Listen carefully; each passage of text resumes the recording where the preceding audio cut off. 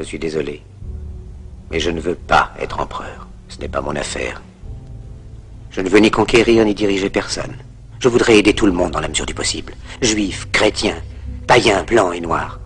Nous voudrions tous nous aider si nous le pouvions. Les êtres humains sont ainsi faits. Nous voulons donner le bonheur à notre prochain, pas lui donner le malheur. Nous ne voulons pas haïr ni humilier personne. Dans ce monde, chacun de nous a sa place et notre terre est bien assez riche. Elle peut nourrir tous les êtres humains. Nous pouvons tous avoir une vie belle et libre.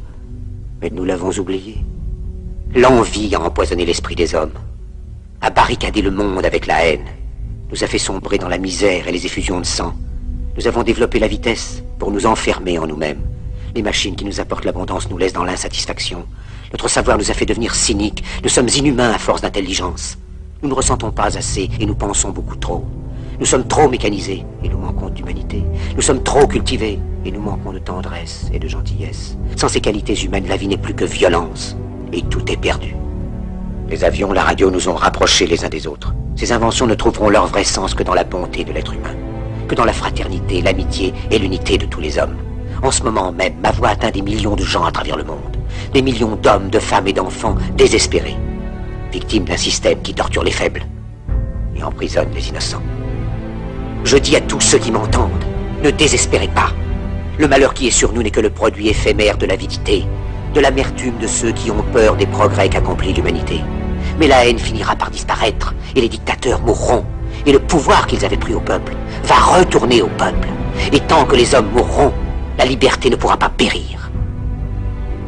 Soldats, ne vous donnez pas à ces brutes, à une minorité qui vous méprise et qui fait de vous des esclaves, en régiment toute votre vie, et qui vous dit ce qu'il faut faire et ce qu'il faut penser, qui vous dirige, vous manœuvre, se sert de vous comme chair à canon, mais qui vous traite comme du bétail.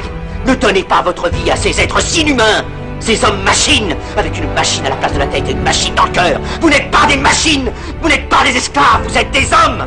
Des hommes avec tout l'amour du monde dans le cœur. Vous n'avez pas de haine, sinon pour ce qui est inhumain, ce qui n'est pas fait d'amour.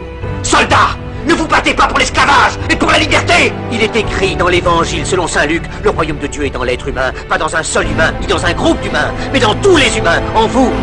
Vous, le peuple, qui avez le pouvoir de créer les machines, le pouvoir de créer le bonheur. Vous, le peuple, en avez le pouvoir de rendre la vie belle et libre, le pouvoir de faire de cette vie une merveilleuse aventure. Alors au nom même de la démocratie, utilisons ce pouvoir. Il faut tous nous unir. Il faut nous battre pour un monde nouveau, décent et humain, qui donnera à chacun l'occasion de travailler, qui apportera un avenir à la jeunesse et à la vieillesse la sécurité. C'est eux qui ont promis toutes ces choses. Pour que vous leur donniez le pouvoir, ils mentaient. Ils n'ont pas tenu leurs merveilleuses promesses. Jamais ils ne le feront. Les dictateurs s'affranchissent en prenant le pouvoir, mais ils font un esclave du peuple. Alors il faut nous battre pour accomplir toutes leurs promesses. Il faut nous battre pour libérer le monde, pour renverser les frontières et les barrières raciales, pour en finir avec l'avidité, avec la haine et l'intolérance. Il faut nous battre pour construire un monde de raison, un monde où la science et le progrès mèneront tous les hommes vers le bonheur. Soldats, au nom de la démocratie, unissons-nous tous!